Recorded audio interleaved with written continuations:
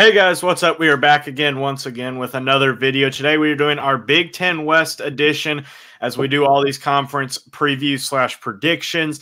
We've already done the SEC, the ACC, Big Ten East. If you want to go ahead and check out the East version of this, but we are going to move on to the West Division. Lincoln, how are we doing? And who do you got as your number 17? I'm doing pretty good. I'm excited to talk some college football. As you see on the screen, help us hit that goal over here on Roundup of 50 subs.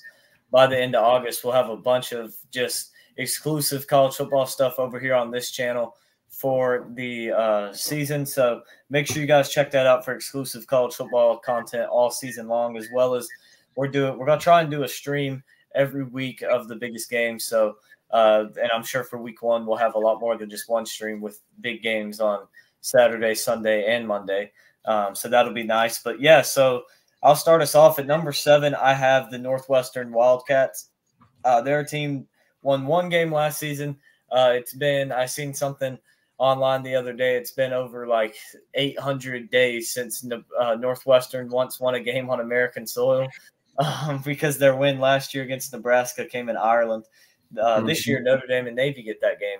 So that'll be a fun one to start off the season in week 0. But Northwestern's in a mess. They return 2 starters on offense, 5 starters on defense. They lose their head coach, Pat Fitzgerald, after some scandals and allegations probably a month ago at this point, month and a half ago. So it's not looking good for Northwestern heading into the season. I don't think there's much talent on this team. I don't really like what they bring back, and their schedule isn't very good either. I think they probably only beat Howard and maybe UTEP, and that's about it for them. Yeah, I do think that Northwestern does get a win on U.S. soil this year, but I don't know how it's going to play out. As my number 7 team, I also have Northwestern with the firing of the firing of Pat Fitzgerald. I just don't see another team being as bad as Northwestern was and is going to be. They went 11-1 last year. They struggled all year long, losing to a lot of teams, even losing to FCS Southern Illinois. And to be fair, Southern Illinois is not a bad team, but Northwestern should not be losing to Southern. Especially as a Power 5 team in the second best, or the so-called second best conference. Yeah, so-called, yeah. Illinois State beat them a couple of years prior. I think it was in 2016 or 17. So it's not like the Missouri Valley teams haven't ever beat Northwestern, but it still doesn't look good. Otherwise, the only player of note really on this roster, in my opinion, is Ben Bryant, the transfer from Cincinnati, or maybe Ryan Helinski. But I do think that Ben Bryant will be quarterback. So they'll probably have a good defense. They'll probably play some solid defense. They may even play well against a team like Penn State or an Illinois and just kind of screw with them because, well, they played Ohio State 21-7 last year, partially because there was like 50-mile-an-hour wind gust. But you never know. Northwestern's a scrappy team. I'm sure they'll continue to be a scrappy team, and I guess multiple different ways. But I think that it will be a tough season for the Wildcats. Lincoln, number 6. At number 6, I have the Boilermakers of Purdue. Last year went 8-6, had a good season, but they lose a lot of the guys that were key to that, particularly Aiden O'Connell at quarterback. They lose their head coach as Jeff Brom is off to Louisville, and they don't really, they were really good. What was it, 2-3 years ago? They did win the division, I believe, last season. They won the division last season, got smacked by Michigan in the championship game. Not really a surprise there. But, Graham Harrell isn't a bad offensive coordinator. He's certainly far from a good one, but he's not a bad one. I think Purdue can be solid this season, win, 5, 6, 7 games, but I don't really see anything more than that, and I don't really like the way their schedule sets up either. They get all the tough teams at home, which some may say that's good to play Wisconsin, Illinois, Ohio State at home, and Minnesota at home. But it's Ohio State particularly. What's that? I said Ohio State particularly at home. Yes, Ohio State particularly, but it's going to be difficult to go. As a if I was a coach, I would want my easier games in conference at home instead of getting the tough teams that it's going to be hard to beat regardless of where you play them at home, and then having to go to teams like Iowa, who isn't a great team. You could probably beat them at home, but going to Iowa is such a tough place to win. Going on the road to Nebraska, that's going to be a tough place to win. Even on the road to Northwestern, I still think Purdue probably wins that game, but it just adds difficulty to the game already. Yeah, definitely. So at number 6, I know that a lot of you guys may disagree with me, but hear me out. I have Nebraska at number 6. Matt Rule is the new head coach at Nebraska. And let's be honest here. Matt Rule has had a track record of kind of struggling in that first year as a head coach. At Baylor, he went 1-11. And at Temple, I think it was 3-9, if I could remember correctly, in his first year.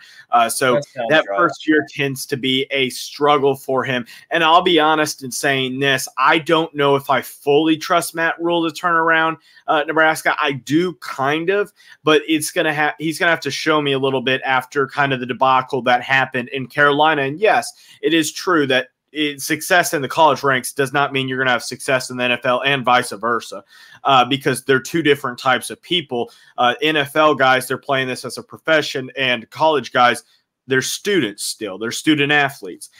So it is two different personalities. And with Nebraska, I think that this team, they have some pieces. They have Jeff Sims at quarterback. But you lose Trey Palmer. He was your best wide receiver by far, had 1,000 yards, and the next guy didn't even have 500.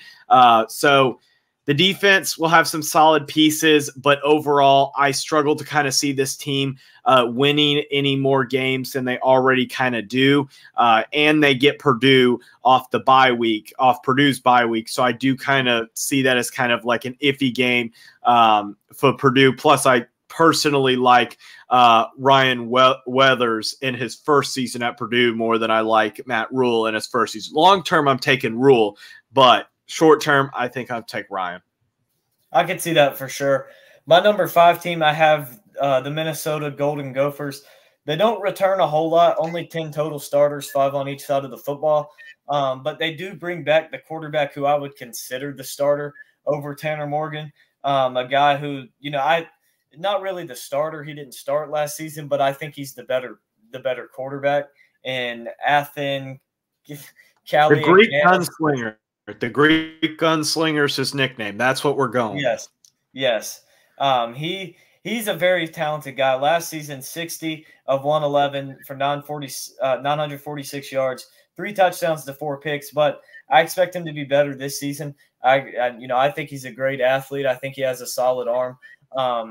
The problem I see for Minnesota is the offensive line and the running backs. That is something that they've been able to count on a lot over the last few years, and they don't have that really coming into the season. Now, obviously, I'm not saying they can't have that, but coming into the season, they don't have that stability where all right, they have a 1,000-yard rusher in the backfield and they have a top 10 offensive line in the country.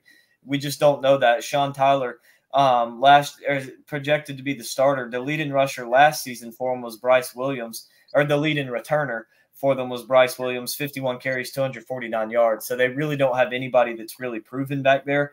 But it's going to be interesting with Minnesota what they can do. There's been a lot of rumors. They kind of died off, but a few around the same time as Fitzgerald was fired, I think it was like a week after, there were rumors that PJ Fleck had reported was like there was a toxic culture and stuff being built there. And so, we'll see how that goes.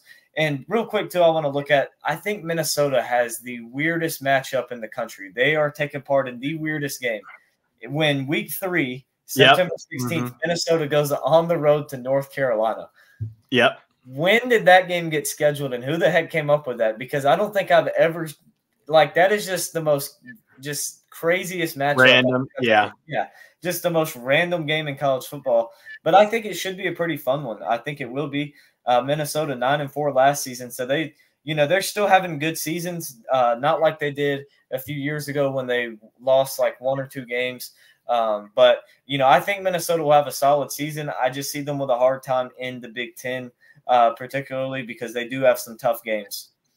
Yeah. So at number 5, I have the Boilermakers. I think that Purdue is just in a little bit better spot. Like I said, I did kind of talk about this earlier when I was talking about Nebraska, but I think with this team, Purdue, the biggest reason I think for a possible success when it comes to this season is that when you look at the quarterback position, you are bringing in Hudson Carr, and I do think that Hudson Carr brings in some experience that you may not get at other places. Hudson Carr was the starting quarterback for Texas for a little bit before Quinn Ewers took over the job. So he brings in a lot of experience, which is something that I don't think you could say about many quarterbacks coming in. But I think that Purdue, particularly when it comes to non-conference, they're going to have a tough time. You got a home game against Fresno State, road game against Virginia Tech, home game against Syracuse. That's your non-conference. That's a tough non-conference, but we're ranking the Big Ten West standings, and that's where it kind of plays in. You have a road game against Nebraska off a bye week, so I think that that's a winnable matchup. You have a road game against Northwestern. I think you can get a win there, and then you have a home game against Indiana. And if you can get 3 wins, I think that kind of locks you into that number 5 spot, or maybe you even switch it out with a road win against Iowa or a home win against either Wisconsin or Illinois, both in which you played well, and Illinois you upset last year. Yeah, I can see that from Purdue. With my number 4 team, I have Iowa, the team with no offense. Let me flip to the stats page. I know Iowa's offense was awful last season, and I don't expect it to be much better. I'm not a big fan of McNamara. Iowa in offense last year, total offense 14th out of 14 in the Big Ten, 13 out of 14 in passing offense, 14 out of 14 in rushing offense, and 12 out of 14 in scoring offense. They averaged 17 points a game last season. That is not good at all. I don't really see those numbers improving. I don't like anybody on that offense. But defensively, on that side of the football, they are elite. They have potential to be a top 10 defense again this year. And I think in this division, in this conference, probably the only one that you could say this would be relevant for and would work in, I think Iowa can win 8 games and go, 4-5, 5-4 in the Big Ten with the defense that they have. You look at teams like Northwestern. If they can score 10 points on Northwestern, I think they win that game. I don't see Northwestern scoring more than 10 points on this defense. Maybe a team like Rutgers, if you can score, 2 touchdowns, I don't think they can score that. So even a team like Purdue, it's possible if you hold Purdue to 10 points that, you could win that football game. So I think McNamara is an upgrade at the position, but I don't think it's really any kind of move that's going to drastically change your points per game. I just don't think Iowa's an offensive team. They don't really have any playmakers. But what they do have is a very good offensive line in which they returned every single starter. So if they can get some good carries by Caleb Johnson, 151 carries, 779 yards, 6 touchdowns. If they can get him to 1,000 yards and 10 plus touchdowns, I think it's possible Iowa can win 8-9 games. Yeah. So at number 4, I also agree with you on this pick. I do have the Hawkeyes. I think Iowa, it just simply comes down to this. This is a team that their conference score differential was 19-18. That was their average conference game score, 19-18. With just some games where, like games against South Dakota State, they won 7-3. And it wasn't that they scored a touchdown. It was that they scored 2 safeties and a field goal. So that is just how pathetic their offense was, is that they didn't score a touchdown until later on in their second game against Iowa State, and that's all they did. So I think that this game, that was in the second half of that game too, towards the end. Yeah. Yep. So Northwestern was the most points they scored, and they scored 33 in that game. After that, it's 27 against Rutgers and Nevada. I just don't see any offensive capabilities coming out of this team. And with the nepotism from the staff, if you don't know what I mean, Kirk Ferentz's son is the offensive coordinator. I think that they'll be solid. I don't think they'll be bad, but are they going to win games against Minnesota, Wisconsin, Illinois? I don't really see it. Yeah, it's going to be tough for them to score points to be able to beat some of these teams. But my number 3 team is the Nebraska Cornhuskers. I'm a little higher on Matt Rule. You talked about, his failure at the Panthers, and yes, he did fail and fail pretty badly, but he found some good talent, and he got good talent in the draft. That's one of the things I liked, is the talent evaluation from him. And the second thing was the culture. All everybody talked about with Matt Rule was that he brought a winning culture. The culture was great there. I think that's exactly what Nebraska needs. I think he's a very good developer as well. So I think, you have a guy like Jeff Sims at quarterback who beat out Casey Thompson for the spot. I think Jeff Sims is one of the most underrated quarterbacks simply because I think he's one of the most raw talent at quarterback too, because he was at Georgia Tech, was not developed at all since he came out of high school. So if Nebraska can develop him and get him into a very good passer, they have some pieces to work with. Like you mentioned, the receivers aren't great. I'm not a huge fan of them. I do like Anthony Grant at running back. The defense returns 8 starters. So if Matt Rule can get some of those guys to buy in to his culture, I think that Nebraska can have a good season, especially in a weaker division. Oh, yeah, most definitely. So at number 3 for me, I have the Golden Gophers. I think that Minnesota, they're in a good spot. And let's be honest here. For the last 2 seasons, they have gone 9-4 with a bowl win. PJ Fleck, if nothing else, can win bowl games. He is 4-0 in his bowl games with wins in 2018, 2019, 2021, and 2022. This is a guy that just simply does a good job at being able to win those games that he needs to. And I think when it comes down to this game, he's beaten Wisconsin the past 2 years. He kind of struggled to beat Wisconsin when he first got there, got a win in 2018, but definitely a big year for Minnesota. I think that they just I think they beat out Iowa. I think they're on that upper echelon, but I don't think that they beat out Wisconsin because I think that they have some issues that they need to deal with when it comes to running back and offensive line, like Lincoln talked about earlier, though I am a lot higher on them than Lincoln is. Yep. So my number 2 team, I have the Illinois Fighting Illini. I think this is a team that goes 9-3, 10-2. I think they're going to be in a good spot. I do think that getting Wisconsin at home is huge for them. That's great because that's, in my opinion, going to be the game for the division, to be honest with you about it. You look at both Illinois and Wisconsin's schedule, and it is hard to find losses for them. It's just hard to, and not just in the conference, but just out of conference as well. It's hard to find losses. Like you look at Illinois' schedule, they're out of conference. They get Toledo and Florida Atlantic at home, and in week 2 they go on the road to Kansas. The only potential loss that you could say there is at Kansas, and to me that's a 50-50 game. Then you look, they get Penn State at home. They get Nebraska at home. They get Wisconsin at home. They do have to go on the road to Iowa, on the road to Minnesota, and on the road to Maryland. And that's about the only toughness in this schedule that they have.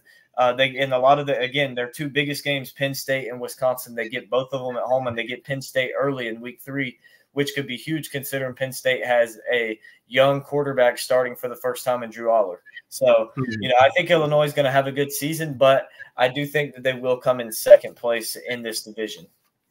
Yeah, I'm going to go with Wisconsin in a second place position. My reasoning is that I think that Illinois has a little bit better stability when it comes to this division. And to be honest, I think if Illinois had not had a hiccup against Michigan State or against Purdue, this was a team that was very likely to go and play in the Big Ten championship game. And this is an Illinois team that almost upset Michigan last year. They were 2 points away. It was a 19-17 game, and they about hit a field goal. So this is an Illinois team that has a very real shot to be a very competitive team. And when it comes to Wisconsin, I think it's just going to take a little bit of transition time for Luke Fickell, just enough that road game on October 21st is going to be a loss. And if you lose to Illinois, I think that kind of sets you back because that means you need Illinois to lose an extra game in order for you to be able to get into the conference championship. And I just don't see it. I think Wisconsin loses that game at Illinois. So I think that the winner of that matchup is going to be the Big Ten West champion. I could see that, but my number 1 team is the Wisconsin Badgers. I think that when you compare him to Illinois, Wisconsin is better coached than Luke Fickell. Obviously, it's his first season, so he hasn't been able to build what Bielema has at Illinois. So I do think that that kind of offsets when it comes to the coaching matchup because, yes, Fickell's the better coach, but it's his first season, so he hasn't really been able to build his roster the way he wants it. But I think that he's really going to be able to turn the defense around, particularly in the secondary. I think Braylon Allen is a top 3-4 running back in the country. He ran for over 1,200 yards last season. I see him repeating that. And Wisconsin actually has a capable quarterback of making throws more than 15 yards, even just making throws 15 yards down the field that they lacked with Graham Mertz and Tanner Mordecai. I think Mordecai is going to have a very good season. I think that Wisconsin has some pieces on the outside that, that when you put this power run game up and you have those guys working one-on-one, especially with the play action and as creative as Luke Fickell and Phil Longo are going to be, I think that Wisconsin's going to be – they weren't a bad offense last year. I think the problem that they lacked was explosive in their offense. And I think that this year they're going to have that explosiveness factor. I think that they're going to have, 40, 50, 60-yard touchdown plays sometimes worked in, at some point in the season, they're going to hit some of those plays. And so I think with Wisconsin already being, as good as they are, and then you add that to it, now you give them an elite head coach. And I think that Wisconsin will do very good. Yeah.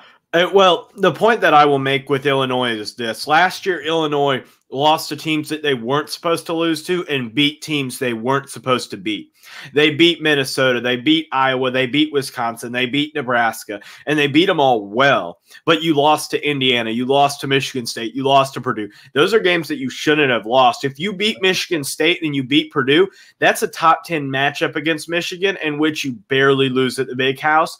And you never know where that season could have gone. Illinois should have gone 11-1 with that season, be completely frank. They should have beaten Indiana early on in the season. They should have beaten Michigan State because there is no reason why they lost to Michigan State other than just a lack of play at the end of the game. They kind of gave that game up. And when you look at the Purdue game, it was a game that you really shouldn't have lost, but you did lose it. So I think Illinois is the best team in this division. I don't think that any of these Big Ten West teams particularly compete with the Big Ten East, even if you go to Penn State. I don't know. I would kind of put the ball – I think Illinois is going to beat Penn State, but that's because the game's at home. If it's a neutral site, I don't know. We'll see. But I think Illinois does win the first one. That just makes it even more or less likely they win the second. Oh, yeah, definitely. But I think, like you said, this offensive line for Illinois is going to be really, really good. The running game is going to be solid. And I just honestly think that in the trenches, Illinois is better than Wisconsin. I don't think that's a phrase I ever would have thought of saying, but I think that Illinois is a better team in the trenches than Wisconsin is, both on the offensive and defensive lines. It's not that big of a difference, but it's big enough that I think Illinois is going to be able to slow down the run game of Wisconsin and be able to have a run game of their own. So I agree with that because Wisconsin only returned 2 starters on the offensive line, and they have a freshman starting at left guard and a sophomore with very little play time starting at right tackle. So all they return is the left tackle and the right guard. So I think that's fair to say. And you look at Jazar Newton, the defensive tackle for Illinois, who probably will be a top 10, 12 pick in the NFL draft. He's going to really cause some problems up front. And I think that's where I think that I'm a little bit worried in picking Wisconsin. But I do think that Braylon Allen's going to be able to get on the outside and run. And Illinois loses a lot of the pieces in the secondary as well. So I think that's going to hurt, and that's going to be hard to replace. Yeah. And I think finally with this Illinois team, when you're looking at it specifically when it comes to The offensive line, you're looking at a great anchor left tackle and Julian Pearl. And I think when it comes down to it, like I know you're very high on Luke Fickell, and I am too, but don't forget that Brett Bielema dominated this division for 7 years as Wisconsin's head coach. This is a guy that knows this division in and out, that knows this Wisconsin program in and out. And even though Bielema did not have much success at Arkansas because he was in over his head and he just didn't succeed, but the Big Ten West, that's kind of his stomping ground. So I think that, yeah, Bielema hasn't shown to be as good of a coach as Fickell, but I don't think the gap is as far as I think what you think it is. So, yeah, I mean, I just think Fickell's the guy that can win at other, like he made the college football playoff for the 5 school in Cincinnati and competed with Alabama in that game. Like, I know Alabama ended up winning by, I think, like 2 touchdowns, but Cincinnati made them fight and work for that game. And honestly, if Alabama didn't outsize them so much, Cincinnati probably keeps that game within 1 score. Oh yeah, and to be honest, and even then, Alabama beat the crap out of, I think it was Ohio State that year they played, or was that? No, that would have been the year they lost to Georgia, I think. Yeah, the year they lost to Georgia. Oh yeah. Okay, the 33-16 or something like that. Yeah, because Michigan played Georgia that year and lost bad. Yeah. So. Yeah, they played competitive, but yeah, I think Fickell is the better coach, but at the same time, I do think that it is a close matchup there. So that's going to wrap it up for today's video. As always, make sure you hit that subscribe button down below and check out all 3 channels as we continue to put out these videos.